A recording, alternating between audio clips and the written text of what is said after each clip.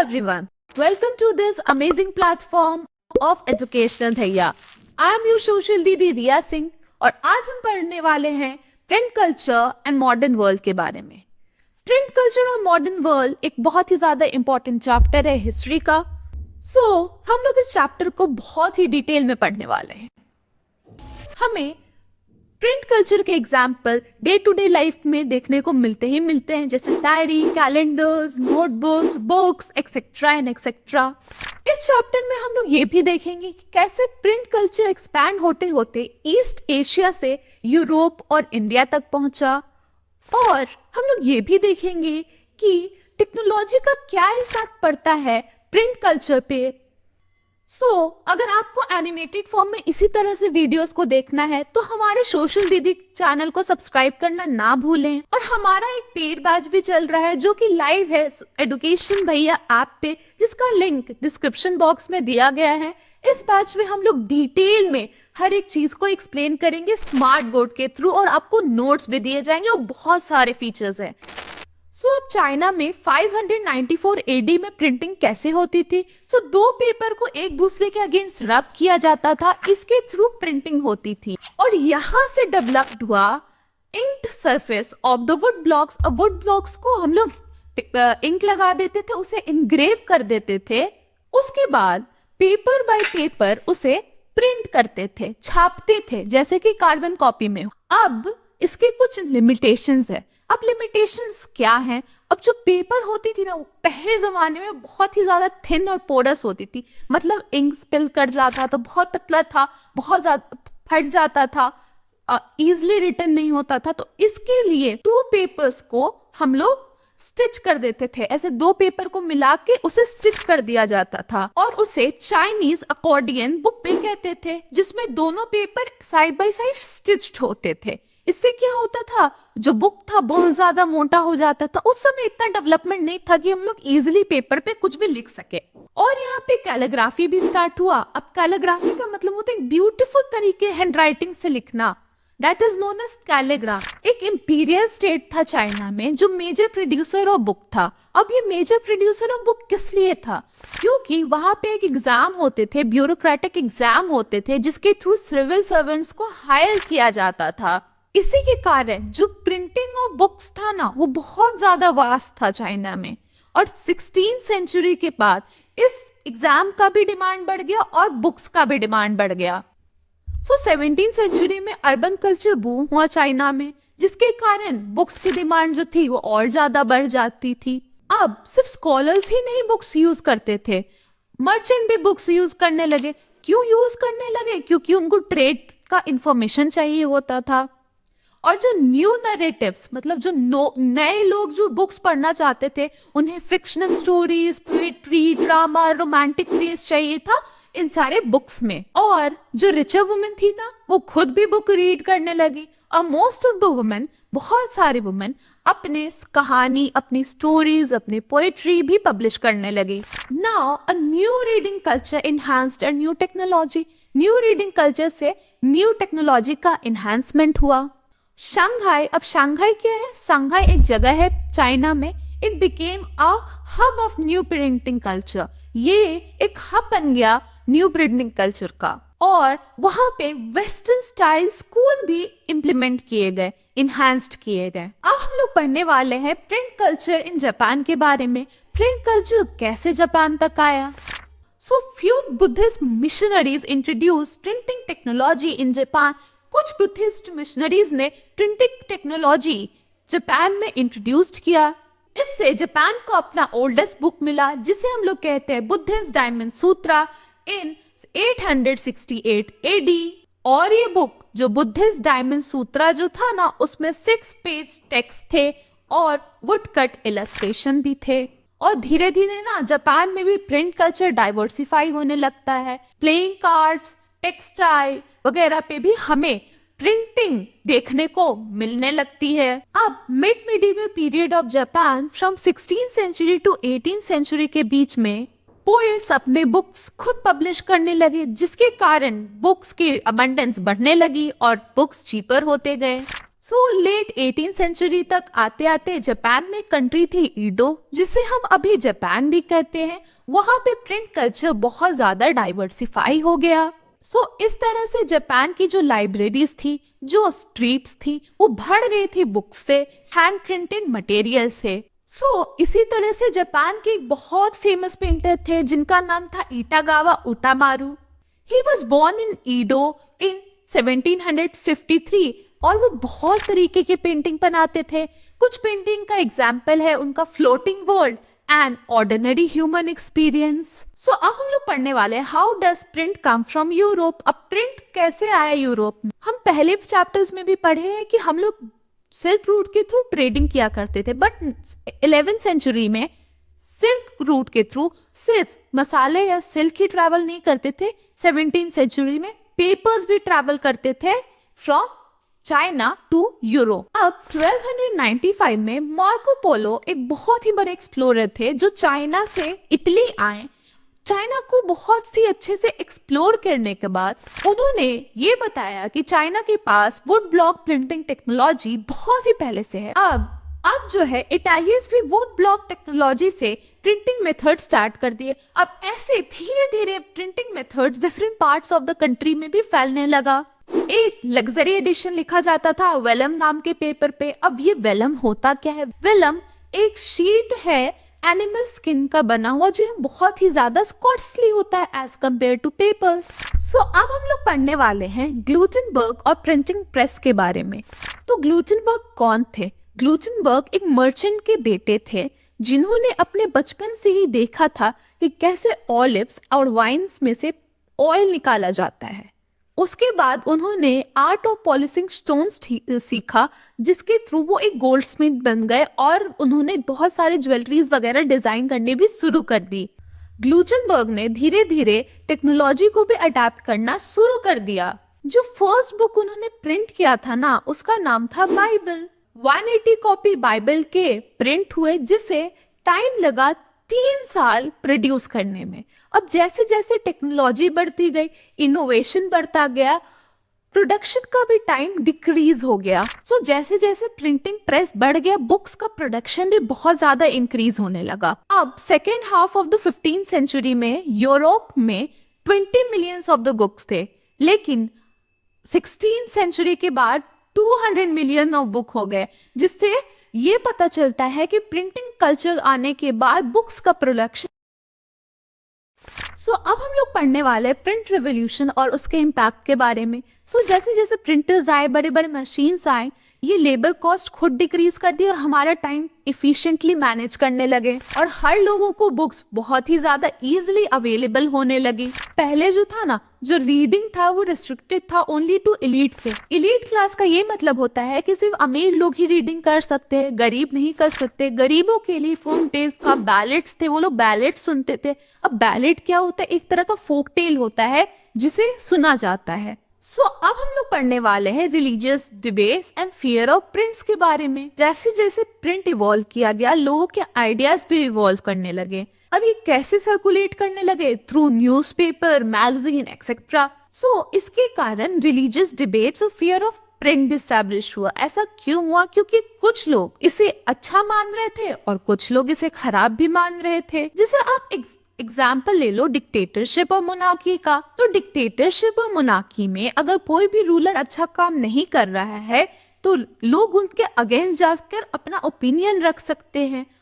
अब हम लोग पढ़ने वाले हैं प्रिंट एंड डिसेंट के बारे में। 16th सेंचुरी में एक मिनोकियो नाम का आदमी था जो एक सिंपल मिलर था एक इटाली में। उन्होंने अपने लोकेलिटीज में जो भी बुक थी उसको पढ़ना शुरू किया और पढ़ने के बाद उन्होंने बाइबल को रीइंटरप्रेट किया, जिसके कारण रोमन कैथोलिक चर्च जो थी वो बहुत ही ज्यादा अपसेट थी उनसे और उन्हें पनिश भी किया गया इसके लिए कि आप बाइबल को कैसे रीइंटरप्रेट कर सकते हो। अब हम लोग पढ़ने वाले हैं रीडिंग मानिया के बारे में। ये रीडिंग मानिया होता क्या है? 17 और 18 सेंचुरी में ये पाया गया कि most part of the Europe जो है वो लिटरेट होने लगा है और चर्च ने भी बहुत सारे स्कूल्स को स्टैब्लिश किया गया है, जिसके कारण लिटरेसी और ज्यादा प्रमोट हो। 18th सेंचुरी के एंड में यूरोप में ऐसा पाया गया कि कुछ कंट्री ऐसे हैं जिनकी लिटरेसी रेट 60% से 80% तक हो गई है। नए नए तरीके के लिटरेचर प्रिंट किए जा रहे हैं जिसके थ्रू लोग और रीडिंग के टूवर्ड्स अट्रैक्ट हों। अब इसमें क्या क्या इंक्लूड होता है? इसमें होता है chap books, folk tale, ballads etcetera and etcetera. So ये चैप बुक होता क्या है?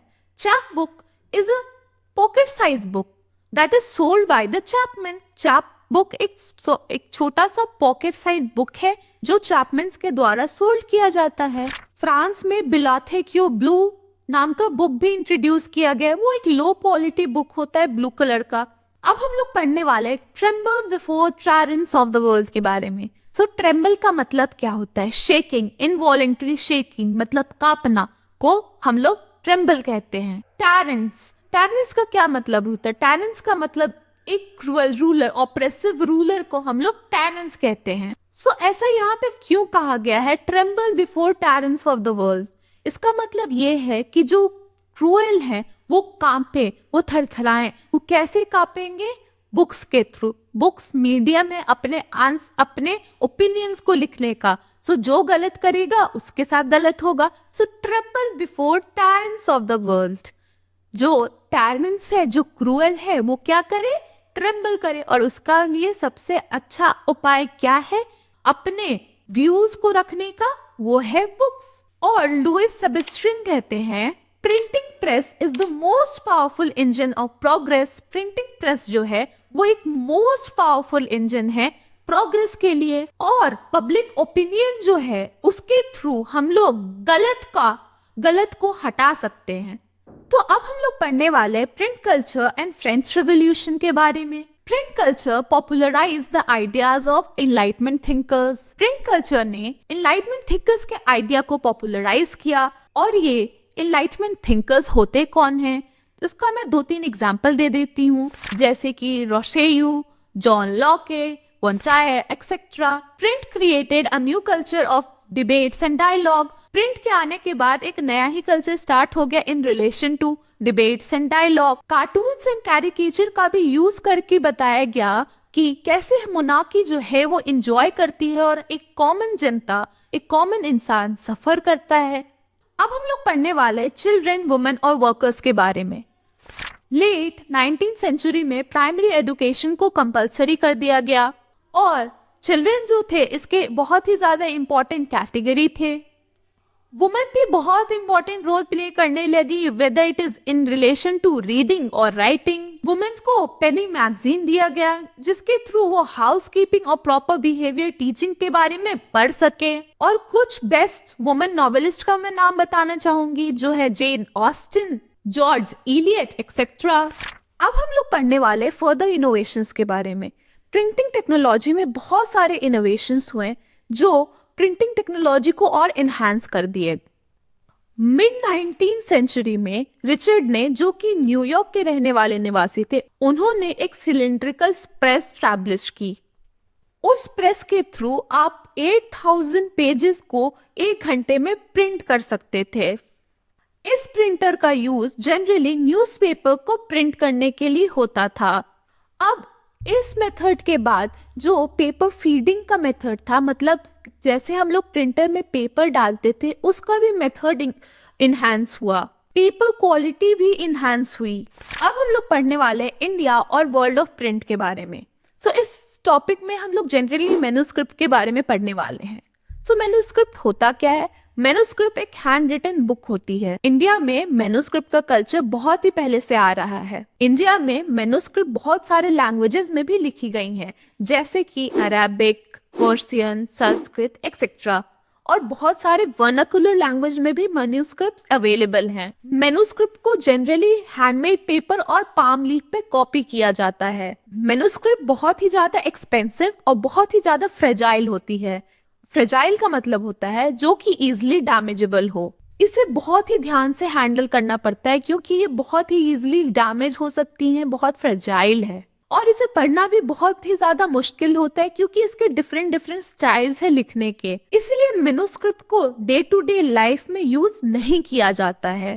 अब हम पढ़ने वाले हैं कि प्रिंट कल्चर इंडिया में कैसे आया। सबसे पहला प्रिंटिंग प्रेस गोवा में स्टार्ट किया गया। अब गोवा में कैसे वो स्टार्ट हुआ? वो स्टार्ट हुआ पोर्टुगीज मिशनरीज के थ्रू। 1674 में up to 50 books were printed, 50 books print किए गए थे कोनाकी और कन्नड़ा लैंग्वेज में। और कैथोलिक प्रीस्ट ने अपना फर्स्ट बुक प्रिंट किया तमिल में इन 1579 में, और 1713 में उन्होंने अपना फर्स्ट मलयालम बुक भी प्रिंट किया। सो अब हम लोग पढ़ने वाले हैं सोशल रिफॉर्म्स और पब्लिक डिबेट्स के बारे में। जैसे जैसे प्रिंट कल्चर डाइवर्सिफाई होते गया, मतलब प्रिंट कल्चर जैसे जैसे बढ़ता गया, सोशल और रिलीजियस ग्रुप्स के बीच में भी कंट्रोवर्सीज आने लगी। अब ये कंट्रोवर्सी किन किन बेसिस पे थी? पहला है विडो इमोलेशन, मोनोथीसिज्म, जिसका मतलब है कि कुछ लोग ऐसा ये मानते हैं कि there is the existence of one God, God सिर्फ एक है। एंड आइडोलैट्री, जिसका मतलब होता है मूर्ति पूजन। राजा राम मोहन रॉय ने सती प्रथा के अगेंस्ट एक बुक भी प्रिंट किया जिसका नाम है संबत कमुदी। और हिंदू ऑर्थोडॉक्स, जिनका मतलब ये है कि जो सती प्रथा के फेवर में है, उन्होंने राजा राम मोहन के व्यूज को अपोज करने के लिए एक दूसरा बुक प्रिंट करवाया जिसका नाम है समाचार चंद्रिका। अब नॉर्थ इंडिया में उलामा जो थे वो बहुत ही ज्यादा एंशियस थे। उनको लग रहा था कि मुस्लिम डायनेस्टी कहीं कोलैप्स ना कर जाए। उनको ये भी डर लग रहा था कि कहीं कॉलोनियल रूलर्स जो हैं वो मुस्लिम लॉज में कुछ चेंजेस ना कर दें। अब ये उलामा होता क्या है? उलामा is a legal scholar of Muslim. उलामा जो हैं वो एक लीगल स्कॉलर है मुस्लिम के। और हिंदू में भी प्रिंट कल्चर और ज्यादा डाइवर्सिफाई होने लगा और ज्यादा बढ़ने लगा, और जनरली लोग बुक्स जो थे वो वर्नाकुलर लैंग्वेज में पढ़ते थे। सो अब हम लोग पढ़ने वाले वुमेन एंड प्रिंट के बारे में। सो मिडिल क्लास फैमिलीज ने वुमेन को एडुकेट करना स्टार्ट कर दिया था, और जैसे जैसे स्कूल सेटअप हो रहे थे लेट 19th सेंचुरी में, तो लोग अपने वुमेन्स को स्कूल भी भेजने लगे। बट ऐसा सब जगह नहीं था। कुछ कंजर्वेटिव फैमिलीज में ऐसा था कि हिंदू को लगता था कि अगर हम लोग अपनी वुमेन्स को एजुकेट करेंगे तो वो विडो हो जाएंगी। और कुछ कंजर्वेटिव मुस्लिम्स को ऐसा लगता था कि अगर हम लोग अपनी वुमेन को एडुकेट करेंगे तो वो करप्ट हो जाएंगी। अब हम लोग पढ़ने वाले प्रिंट और पुअर पीपल के बारे में। यहाँ पे हम लोग ये पढ़ेंगे कि कैसे बुक पुअर पीपल तक एक्सेसिबल होती थी, मतलब गरीब लोगों तक बुक कैसे पहुंचती थी। जनरली 19th सेंचुरी में बुक्स अवेलेबल होती थी मार्केट में, सो कोई भी गरीब इंसान मार्केट जाके बुक को इजीली परचेज कर सकता था। 20th सेंचुरी में पब्लिक लाइब्रेरीज भी सेटअप होना शुरू हो गई थी। सो ये लाइब्रेरीज कहाँ सेटअप होती? ये library generally prosperous village, towns और सिटी, मतलब डेवलप्ड रीजन्स में सेटअप होती थी। ज्योतिबाई पिल्ले जो पाइनर थी लोअर कास्ट की, उन्होंने कास्ट इनजस्टिस के बारे में बताया अपनी बुक गुलामगिरी में। और काशी बाबा जो एक कानपुर मिलर थे, मतलब कानपुर वर्कर थे, वो एक बुक पब्लिश किए जिसका नाम था छोटे और बड़े का सवाल इन 1938।